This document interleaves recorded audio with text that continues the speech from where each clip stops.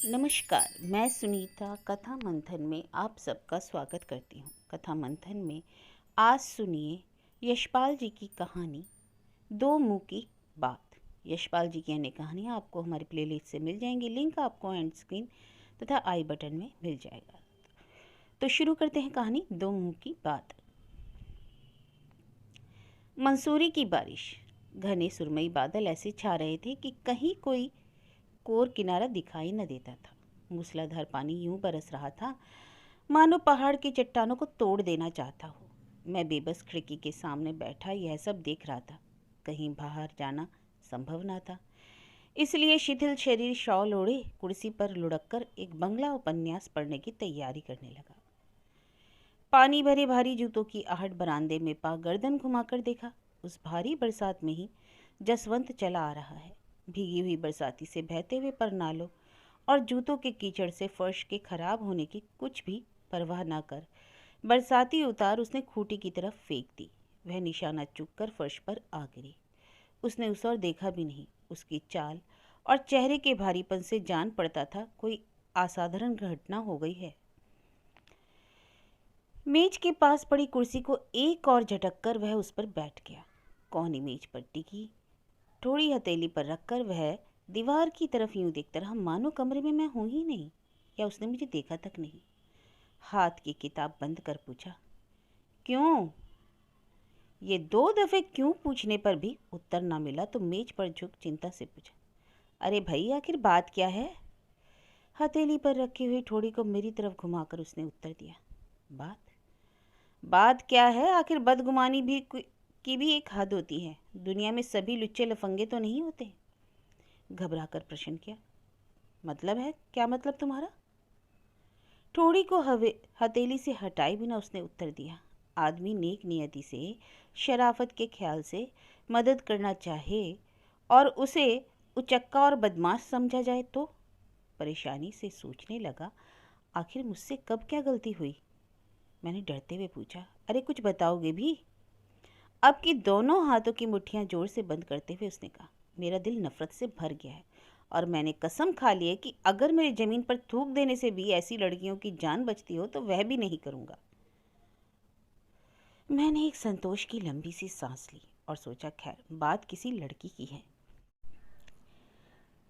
नव युवतियों की ओर से युवकों पर होने वाले अत्याचारों की कथा से अपना दिल तो कब का पत्थर हो चुका है।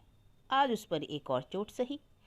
जरा और आगे सरक कर नौकर को चाय लाने का हुक्म दे, मैंने गंभीरता से प्रसंग आरंभ किया। हुआ क्या?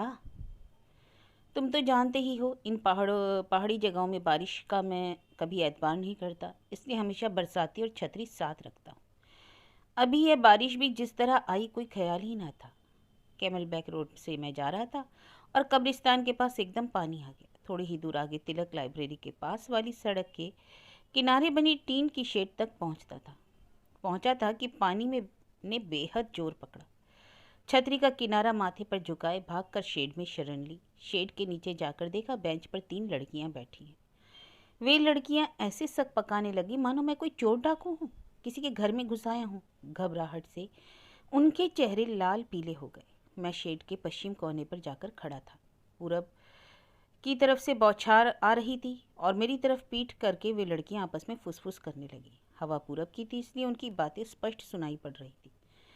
सबसे पश्चिम तरफ बॉटल ग्रीन रंग की साड़ी वाली लड़की अपने पूरब बेंच पर बैठी दोनों लड़कियों से पूरब की ओर आगे खिसक जाने के लिए कहने लगी, ताकि वह मुझसे और दूर हो सके। बेंच के उस सिरे पर लगातार पानी पड़ रहा था। पूरब की ओर की सफ़ेद साड़ी वाली लड़की पानी में सरकने को तैयार ना थी। धीमे स्वर में उसने कहा, अरे खा थोड़ी ही जाएगा।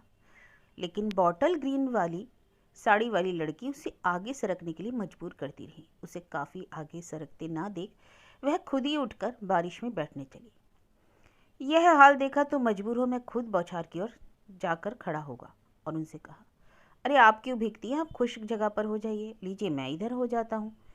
मेरे उस ओर जाते ही तीनों बेंच छोड़कर शेड के उत्तर किनारे पर जाकर खड़ी हो गई। मैं परेशान था, आखिर करूं क्या। लौटकर मैं फिर पश्चिम की तरफ आ खड़ा हुआ। वे बेंच पर बैठ सके, परंतु वे और भी अधिक पानी में हो गई। बॉटल ग्रीन साड़ी वाली बाकी दोनों लड़कियों से शेड से निकल चलने के लिए कहने लगी। इसी वक्त एक रिक्शा सड़क पर से गुजरा। रिक्शे को देख ये झटपट खड़ी हो गई। कोई भी समझ सकता था कि उन्हें रिक्शे की ज़रूरत है। मैंने पुकारा, और रिक्शा, लेकिन रिक्शा खाली नहीं था। पूछा, आपको रिक्शा चाहिए तो क्या मैं जाकर ला दूं? जवाब में मेरी तरफ पीट कर होठ चबाती हुई और वे बारिश में हो गई। हरी साड़ी वाली लगातार दूसरी दोनों लड़कियों से शेड छोड़कर बारिश में चल देने के लिए कहने लगी। सफ़ेद साड़ी वाली को साड़ी भीगने के ख्याल से ऐतराज़ था।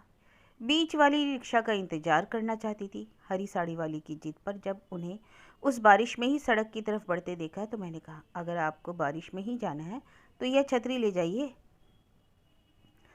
मेरी बात सुन उन्हें ऐसे कपकपी आ गई मानो गर्म लोहा छू गया हो। बिना छतरी के ही बारिश में चले जाने को उनकी जिद देखकर मैंने कहा, मेरे यहाँ ठहरने से अगर आपको ऐतराज़ है तो आप ही यहाँ ठहरिए, लीजिए मैं ही चला जाता हूँ। और मैं इस बारिश में भागता हुआ यहाँ तक आ गया। अब तुम ही बताओ, है नीचता और बेएतबारी की हद? ये लड़कियाँ समझती हैं कि सब स्वर्गलोक की अप्सराएं हैं या मिठाई की तश्तरियाँ कि आदमी भूखे कौवों की तरह इन पर झपट पड़ेंगे और मौका पाते ही निकल जाएंगे। आदमी सब बदचलन है और ये सब शरीफ जाति। इतना कह चुकने के बाद जसवंत ने प्याले में ठंडी होती हुई चाय की तरफ नज़र डाली और फिर गुस्से से मेरी तरफ देखकर कहने लगे, आखिर इस शक की वजह? लड़कियों का अभिमान, पुरुषों पर उनकी ज्यादती, यह सब ऐसे विषय हैं जिन पर तो बरसों तक तर्क हो सकता है और बीतते हुए समय का भी ख्याल नहीं रहता। इसलिए चुप रहना ही बेहतर समझा। बातों ही बातों में बारिश रुककर फिर धूप निकल आई। पहाड़ का आकाश और बच्चे की आंखें, इनके रोने हंसने में देर नहीं लगती। घड़ी में देखा 5:30 बज रहे थे। जसवंत उठकर चलने की तैयारी करने लगा। मुझे भी ख्याल आया 6:30 बजे दत्त के साथ रिंग थिएटर में मणिपुर की डांसिंग पार्टी का नाच देखने जाने की बात थी।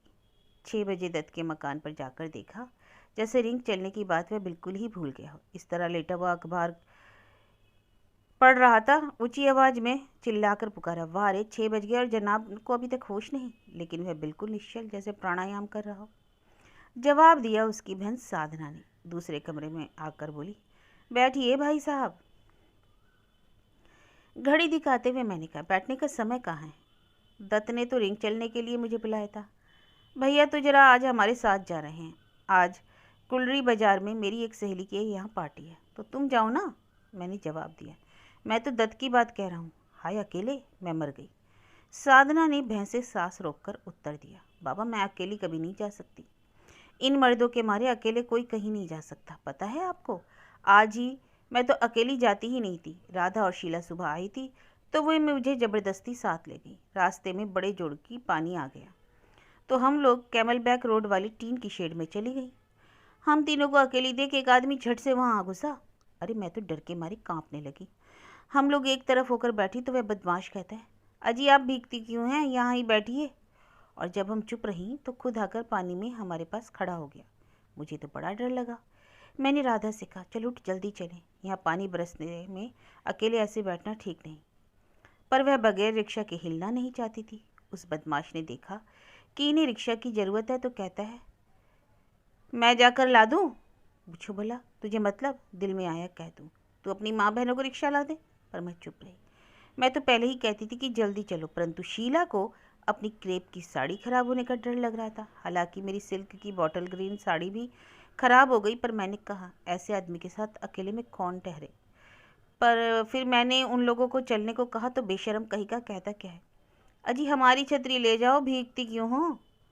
और जब हम बारिश में चल दी तो हमें एहसान जताने के लिए कहता क्या है, अजी आप हमारी वजह से क्यों जा रही हैं, लीजिए हम ही जाते हैं, आप यहीं रहिए। भैया मुझे तो बड़ा गुस्सा आया पर चुप रह गई। अब आप ही बताइए, ऐसी हालत में कोई अकेला जा सकता है कहीं? एक कान से मैं साधना की बात सुनता रहा और दूसरे कान से जसवंत के मुंह से सुनी कहानी गूंज रही थी। एक बार ख्याल आया जसवंत की कहानी दोहरा दूं, परंतु उससे मजा बिगड़ जाता। स्त्री और पुरुष के अलग अलग संसार एक में मिल उलझ जाते हैं। इससे तो दो मुंहों की बातें अलग अलग ही बनी रहने दी।